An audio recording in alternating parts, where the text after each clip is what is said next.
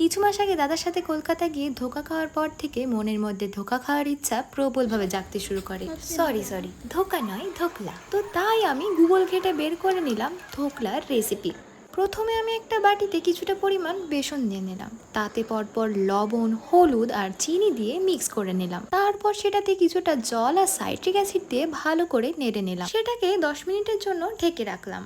তারপর একটা বাটিতে তেল ব্রাশ করে নিলাম। সেই 10 মিনিটের জন্য রেস্টে রাখা মিক্সচারটাতে বেকিং সোডা মিশিয়ে সেটাকে সেই তেল ব্রাশ করা বাটিটাতে ঢেলে সেটাকে আমি স্টিমে বসিয়ে দিলাম। তারপর কড়াইতে কিছুটা তেল, কালো সর্ষে আর কারি পাতা দিয়ে একে একে তাতে লঙ্কা, হিং আর লবণ দিয়ে নাড়তে থাকলাম। তারপর তাতে চিনি, জল আর ভিনেগার দিয়ে চাশনিটা তৈরি করে নিলাম। তারপর ঠিক যেইভাবে তোমার এক্স তোমার মনটাকে টুকরো টুকরো করে ভেঙে দিয়ে চলে গেছিল, ঠিক সেইভাবেই ধোকলাটাকে তোমার এক্স এর মন ভেবে পিস পিস করে কেটে তাতে চাশনিটা ছড়িয়ে দিলেই রেডি হয়ে যাবে ধোকলা। তো এতক্ষণ আমার বকবক শোনার জন্য থ্যাঙ্কস।